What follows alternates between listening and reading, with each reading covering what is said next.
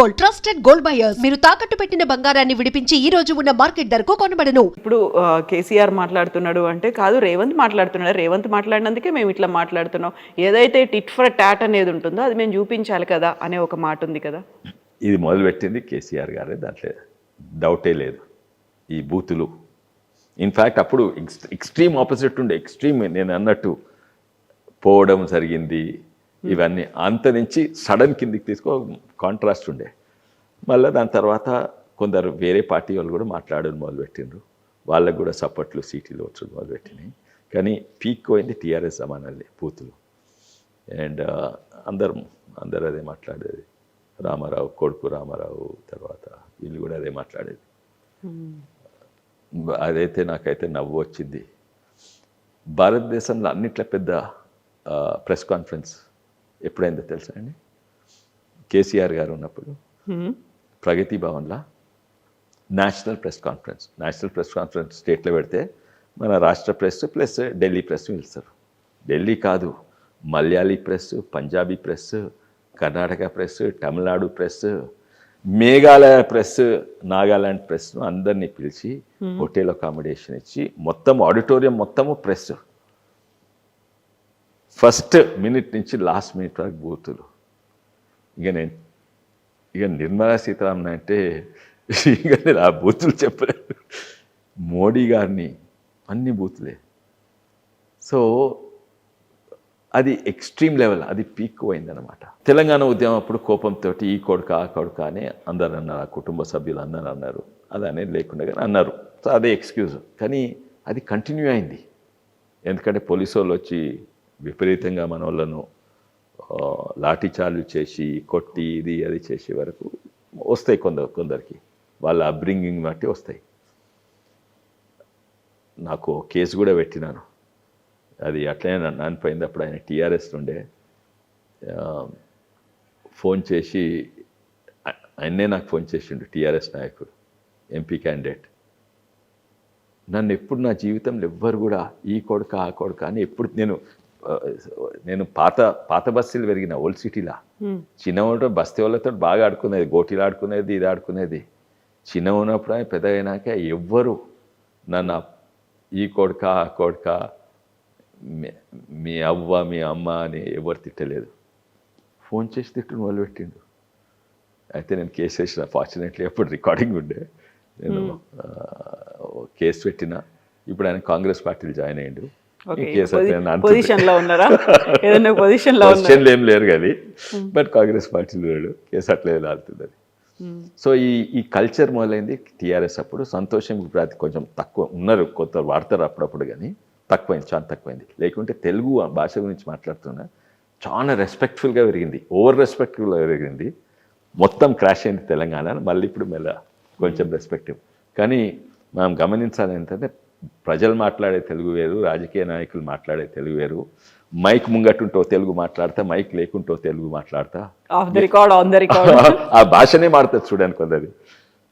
Cinema Telugu వేరే, academic Telugu వేరే, ఇవన్నీ. సో ఇప్పుడు రాజకీయాల గురించి మాట్లాడుకుంటే కొండా విశ్వేశ్వర్ రెడ్డి గారు ఒక రైట్ ప్లేస్లోనే రాజకీయాల్లో ఉన్నారా? పబ్లిక్ రిప్రజెంటేటివ్ అవుతున్నారా? ఇన్ ద ఫ్యూచర్ ఏమవ్వాలి అంటే ఏం చెప్తారు? ఇప్పుడు కాదు, I was always in the right place. ఎందుకు ఫస్ట్ టీఆర్ఎస్లో, నాకు ఎందుకు టీఆర్ఎస్లా? కేసీఆర్ నాకు చుట్టమా, లేకుంటే పైసలు ఇచ్చిండా, లేకుంటే ఇవన్నీ ఉన్నాడా? అధికారం లేకుంటే అధికారం వస్తాడో తెలియదు. తెలంగాణ కొరకు ఇది ఒకటే పార్టీ. కాంగ్రెస్ పార్టీ ఇటు అటు అంటుంది, టీడీపీ పార్టీ రెండు కన్నులు అంటున్నది, తర్వాత బీజేపీ ఎక్కడనో ఢిల్లీలో ఉన్నది. నిజంగా తెలంగాణ కొట్లాడే పార్టీ టీఆర్ఎస్ పార్టీ. అయితే ఎంతోమంది నా మిత్రులు అన్నారు, మంచిదే కానీ పోయి వాన్ దగ్గర ఎందుకు జాయిన్ అంటే మాకు మా మిత్రులు చుట్టాలు కూడా పోయి వాన్ దగ్గర ఎందుకు జాయిన్ అయితే? రెడ్డి అనేది ఒక రెడ్డి అనే కాదు, in general how I decent person. నేను జాయిన్ అయ్యేది కేసీఆర్ గారు ఇది అని కాదు, అని దేని కొరకు పోరాడుతున్నా దాని కొరకు జాయిన్ అవుతున్నా. అది టీఆర్ఎస్ పార్టీ ఎక్కువ. I was in the right place in TRS party. కానీ టీఆర్ఎస్ పార్టీయే కాళేశ్వరంలో కట్టి దోసుకుని మొదలు పెడితే అప్పుడు ఏమన్నాడు కేసీఆర్? ఆంధ్రోళ్ళు వచ్చి మన ధనమంతా దోసుకొని ఆంధ్రాలో పెడుతున్నా అన్నారు. ఇప్పుడు ఆంధ్రోళ్ళు పోయినరు, దోసుకునేది ఎవరు?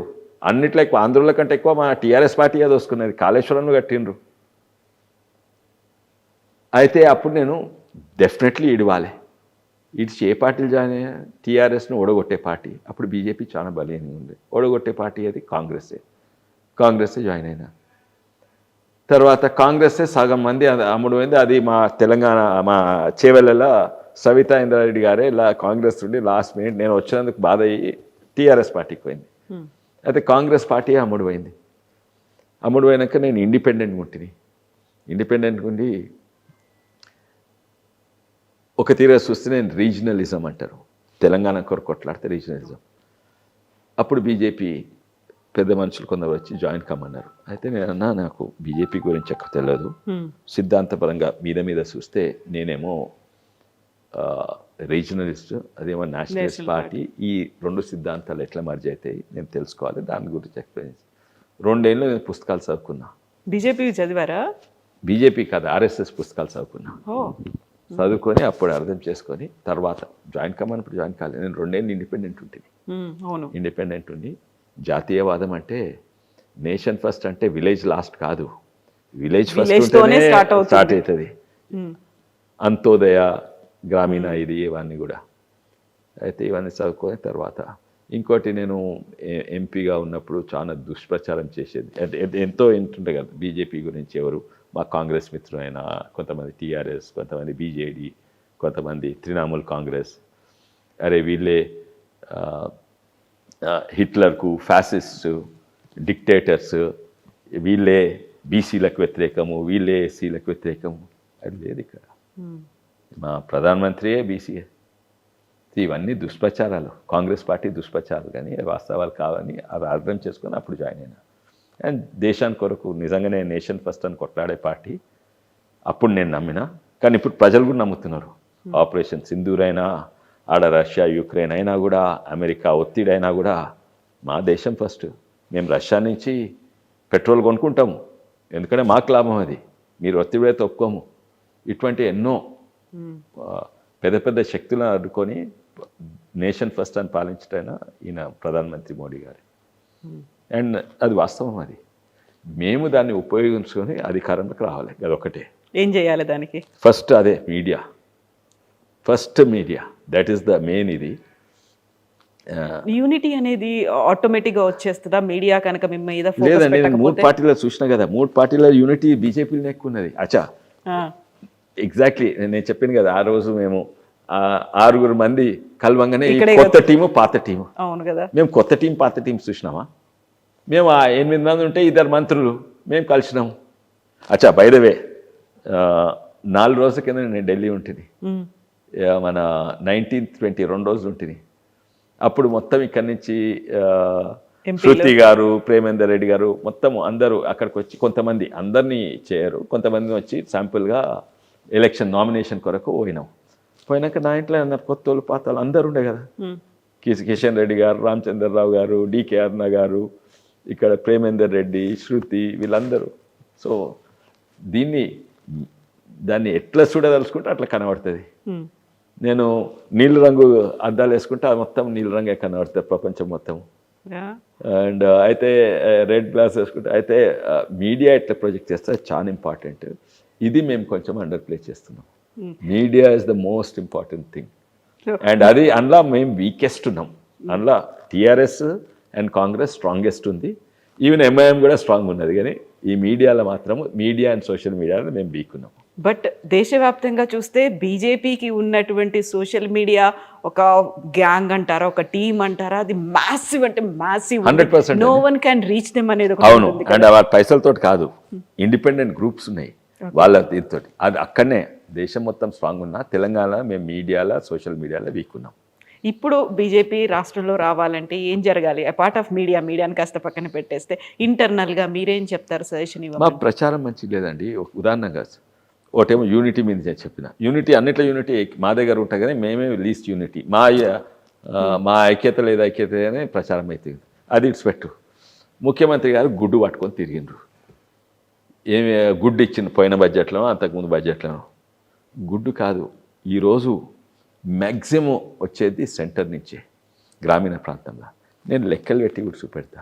రోడ్లైనా ఏదైనా కూడా మ్యాక్సిమం మేము అంత బీజేపీకి యూపీ, గుజరాత్ పోతున్నాయి.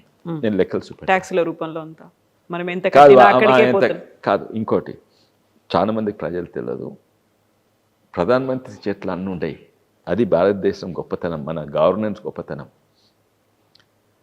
నాకు ఇష్టం ఉంటే ఈ రాష్ట్రానికి ఎక్కువ ఇచ్చుడు, ఈ రాష్ట్రానికి తక్కువ ఇయ్యలేను. ఇది అంత ఫైనాన్స్ కమిషన్ డిక్టేట్ చేస్తుంది. అయితే ఫైనాన్స్ కమిషన్ డిక్టేట్ చేస్తుంది. అండ్ నంబర్ 1 మోడీ గారు వచ్చినాక దాదాపు 33% పెంచిండ్రు. ఏంది డెవల్యూషన్ టు స్టేట్స్ అనేది. అంతకుముందు 100 రూపాయలు, అంటే కాంగ్రెస్ ప్రభుత్వం 100 రూపాయలు ఇక్కడి నుంచి యావరేజ్గా చెప్తున్నా, 100 రూపాయలు ఇక్కడి నుంచి అక్కడ తీసుకోపోతే ట్యాక్స్ పన్నుల ద్వారా 32 రూపాయలు వాపసు వచ్చేది కాంగ్రెస్ ప్రభుత్వం 2014 తర్వాత. అంటే ఇది ఇంకా మేమే క్రెడిట్ కాదు, అందులో ఫైనాన్స్ కమిషన్ క్రెడిట్ కూడా ఉంటుంది. మాంటెక్ సింగ్ అలువాలియా తర్వాత మన రిజర్వ్ బ్యాంక్ గవర్నర్ వీళ్ళు ఉండి చేసింది ఏంటంటే 100 రూపాయలు తెలంగాణ నుంచి అక్కడ పోతే 42 రూపాయలు కంపల్సరీ రావాలి తెలంగాణకు. అవి తీసుకొచ్చి తెలంగాణ ప్రభుత్వం చేతిలో పెడతారు. అవి కాకుండా దాదాపు 60% ఉంటాయి కదా, ఆ 60%లో కూడా ఎక్కడెక్కడ ఏం తీయాలని ఉంటుంది. అందులో కూడా వస్తాయి తెలంగాణకు. అయితే వాస్తవం అందులో తక్కువ వస్తాయి, ఇవేమో కంపల్సరీ ఇవ్వాలి, అందులో తక్కువ వస్తాయి. అయితే వీళ్ళు ఏం ప్రచారం చేస్తారు? కేసీఆర్ అదే ప్రచారం చేసింది, ఇప్పుడు కాంగ్రెస్ పార్టీ అదే ప్రచారం చేస్తుంది. ఏంది, అరే ఇక్కడ ఇంటి పనులు కొడితే తక్కువ వస్తున్నాయి, కేంద్ర ప్రభుత్వం మామూలు నడుస్తుంది. కాదయ్యా, అట్లా చూస్తే పన్నులన్నీ రంగారెడ్డి జిల్లా కడుతుంది, ఖర్చు పెట్టేదంతా కరీంనగర్, సిరిసిల్ల ఇక్కడ ఖర్చు పెడతారు. పన్నులన్నీ ఇంకో విధానం చూడే, రాజకీయాలు పక్కకు పెట్టి ఇందుకు పన్నులందరూ హైదరాబాద్ నగరము కడుతుంది, ఖర్చు పెట్టేదని గ్రామీణ ప్రాంతాల్లో. ట్యాక్సెస్ ఉన్నాయి, అందుకు ధనవంతుల దగ్గర ట్యాక్స్ కలెక్ట్ చేయాలి, అందరికీ ఖర్చు పెట్టాలి ట్యాక్స్. అట్లనే రాష్ట్రాలది కూడా అదే. అండ్ ఇప్పుడు అది ఎన్కట్స్ అంతా అట్లే నడుస్తుంది, ప్రతి దగ్గర నడుస్తుంది, రీజనల్ లెవెల్లో నేషనల్ లెవెల్లో అట్లనే నడుస్తుంది. నేను ఇక్కడ అంత ట్యాక్స్ బంజారా హిల్స్ వాళ్ళు ఎక్కువ కడితే అన్నీ ఇక్కడ ట్యాక్స్ ఇక్కడనే ఖర్చు పెట్టాలని ఉండొద్దు. అదే అందుకే ప్రభుత్వం అవసరం. ఓకే, ఇప్పుడు బీజేపీ అయితే ఉదాహరణగా అయితే దుష్ప్రచారం అంటుంది కదా, రైతులు వాళ్ళు 6 గ్యారంటీలు ఇచ్చిండ్రు. మేము 2 లక్షల రుణమాఫీ చేస్తాం, తులం బంగారం ఏదో, ఇక పైసలు లేవో ఏదో చేసేది లేకుంటే చేసిండ్రు, కానీ ఇయ్యలేకపోతుండ్రు. పర్వాలేదు, గుడ్డు ఇచ్చేది వాళ్ళు, గుడ్డు అయితే 0. ఈరోజు రైతాంగం బతుకుతుందంటే మేము ప్రతి ఏడాది ప్రతి రైతు కుటుంబానికి 1,00,000 రూపాయల కంటే ఎక్కువ ఇస్తున్నారు మోడీ నుంచి. ఎక్కువిచ్చుడే కాదు, గుజరాత్ ఇంకా యూపీ కంటే ఎక్కువ ఇస్తున్నాం. లెక్కలు చెప్తాను. తెలంగాణ ప్రభుత్వం డేటా ప్రకారంగా 35 లక్షల రైతు కుటుంబాలు ఉన్నాయి తెలంగాణలో. ప్రతి ఏడాది 25,000 కోట్లు సెంటర్ నుంచి వరి కొనుగోలు కొరకు ఇస్తున్నారు. అన్నిట్లో ఎక్కువ పర్ క్యాపిటల్ రైతుకు అన్నిట్లో ఎక్కువ వరి కొనుగోలు యూపీ, గుజరాత్ కంటే ఎక్కువ ఇస్తున్నారు. అరే వాళ్ళు ఎందుకు ఇస్తుండ్రు? వాళ్ళు ఉత్తయిస్తుండ్రా? మేము బియ్యం వడ్లు ఇస్తున్నాం కదా. వడ్లు ఎవరికి అవసరం లేదు, మనం తినేదానికంటే 7 ఎక్కువ పండిస్తున్నాం తెలంగాణ. ప్రతి రాష్ట్రం తినేదానికంటే ఎక్కువ అవసరం. వరి దేశానికి అవసరం లేదు, ఎక్స్పోర్ట్స్ అయితే లేవు, ఎందుకంటే మన వరి క్వాలిటీ యూరియా వరి పండిస్తున్నాం. అయితే అయినా కూడా మన తెలంగాణ రైతాంగాన్ని ఆదుకుంటేందుకు 20,000 కోట్లు ఇచ్చి కొంటున్నాడు. అవి మురిగిపోతున్నాయా, లేకుంటే పోల్ట్రీ ఫీడ్కి వాడుతున్నారా, లేకుంటే ఆల్కహాల్ తయారు చేస్తున్నా, అది వేరే విషయం. ఎక్స్పోర్ట్ అవుతుందా? అయితే లేవు, అది వాడుకో. ఎందుకంటే రైతాంగం అవసరం లేకుండా కొంటుండే, ఎందుకంటే రైతాంగాన్ని ఆడుకోవాలి.